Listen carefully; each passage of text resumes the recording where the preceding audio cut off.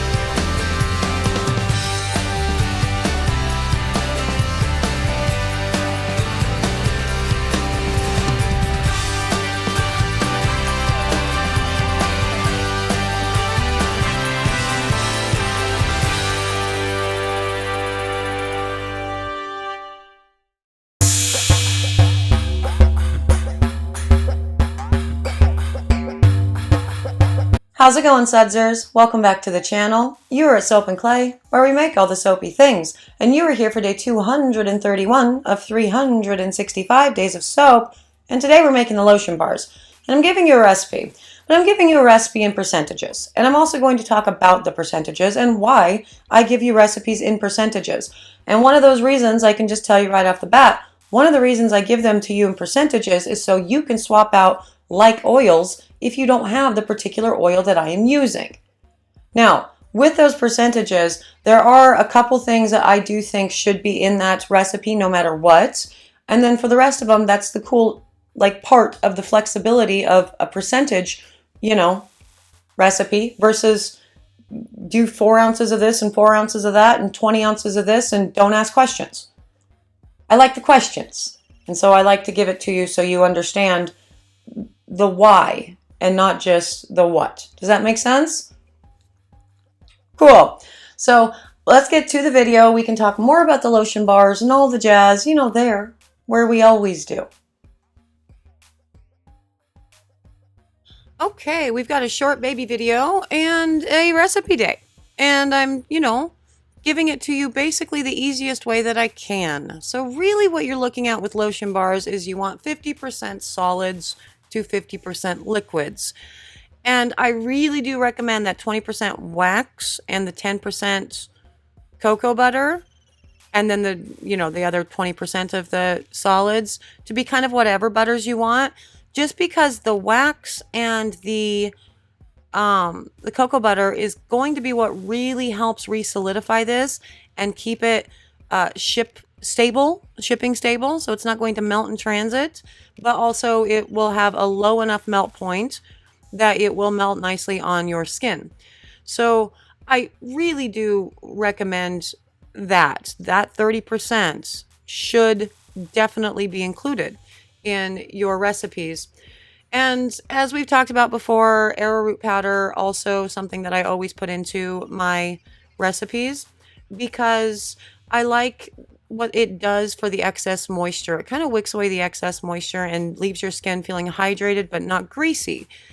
And another way to ensure that your skin does not feel greasy at all is going to be a really thoughtful selection of specifically your liquid oils. And so if you really want that deep hydrating punch of like an avocado oil, for example, that's fine.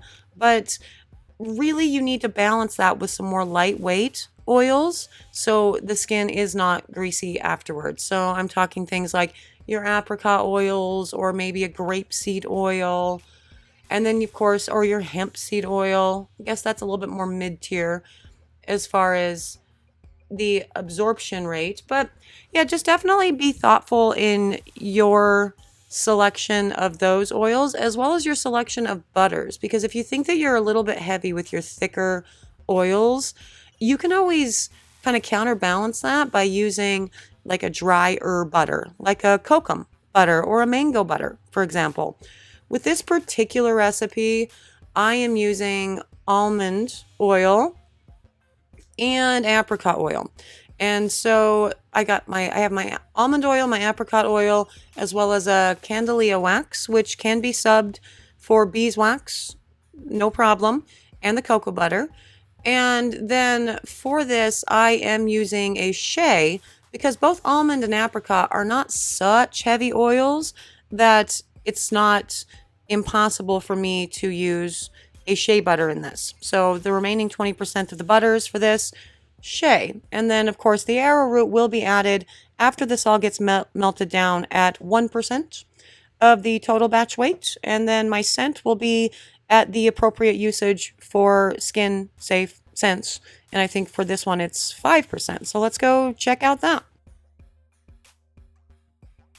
Now, I have actually gotten a lot of questions about something like this with shea butter, asking whether or not it's necessary to hold it at heat for 20 minutes so the shea butter doesn't get grainy in the finished product, like you can see in a, like a body butter.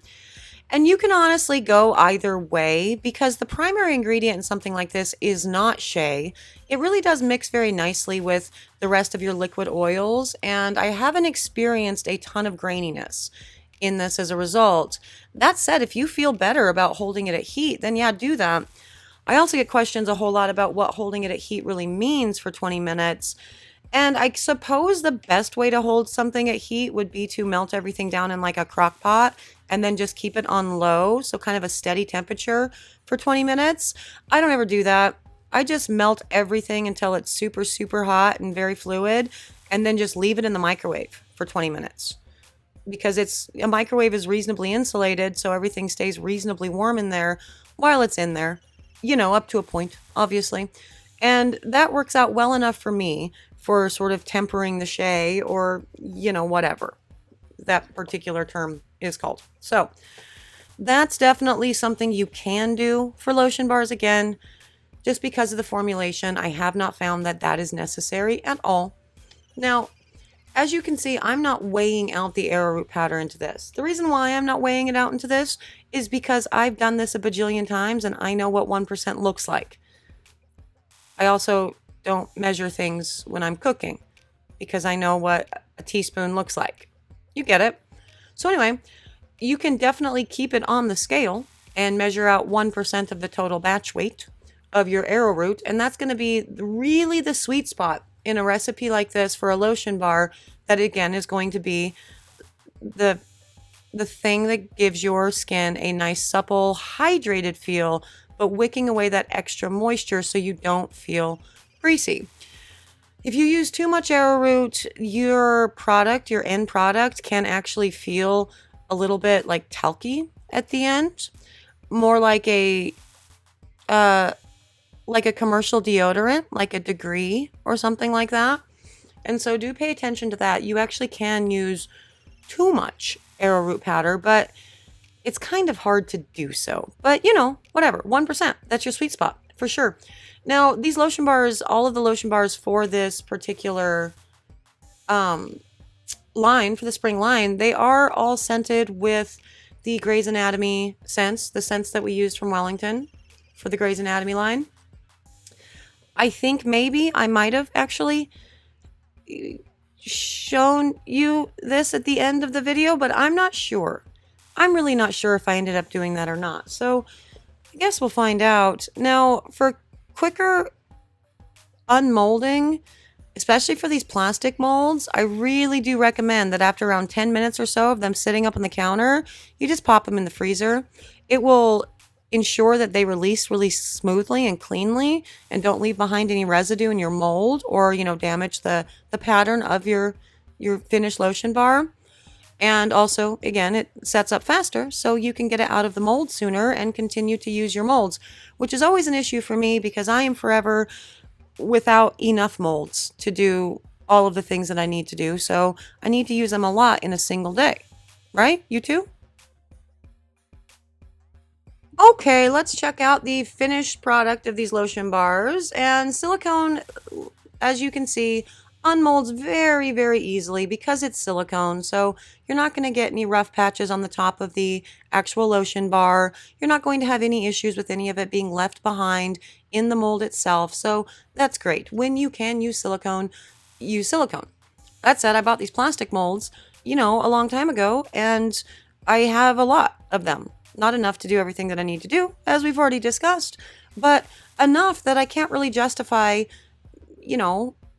buying new silicone molds for my lotion bars because, well, these are just fine. They work out just fine. Now, this is an example of what happens if you leave them just on the counter without putting them in the actual freezer to unmold. And as you can see, there was some residue left behind on the molds themselves.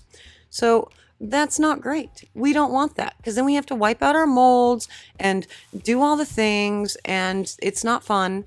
And really, because we have that cute little leaf pattern at the top, I want that leaf pattern to exist. And so I do recommend, again, freezing them for 20-30 minutes so you don't deal with that. Oh, good. I showed you. Love and luck for the pink. That's good. See, that's such a good scent too. The Cali bar smells absolutely divine. And the blue is, you're going to show me the blue? Oh, good. Naked in the Woods. That was Addison's soap and absolutely beautiful. Such a good scent too.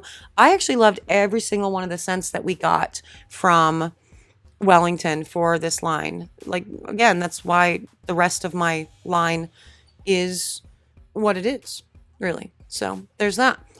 And as you can see, it goes on very nicely. It's very beautiful. And the colored pieces do not leave any color.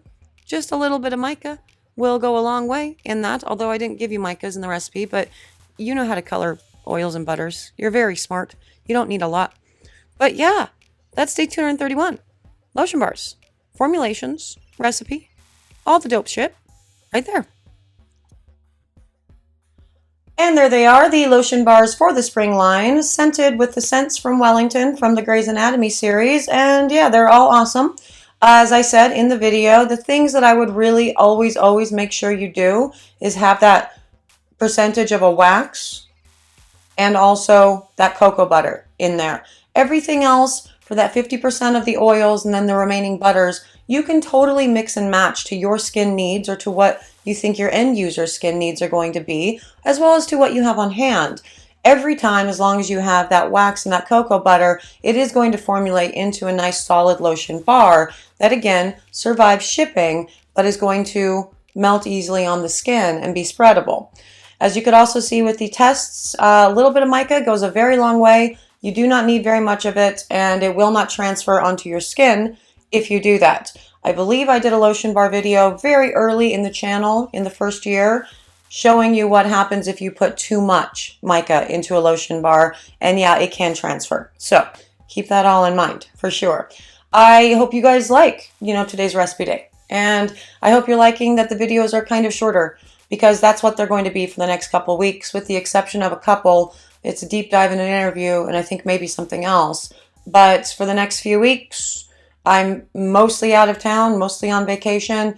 Videos are going to be short, although we might be getting a live from Colorado at some point. So look out for that. I appreciate you guys having joined me today for sure. A special thanks to my Sudzers who've clicked the subscribe button and decided to become a part of the Sudzer family. You guys are awesome. Thank you so much. Seriously.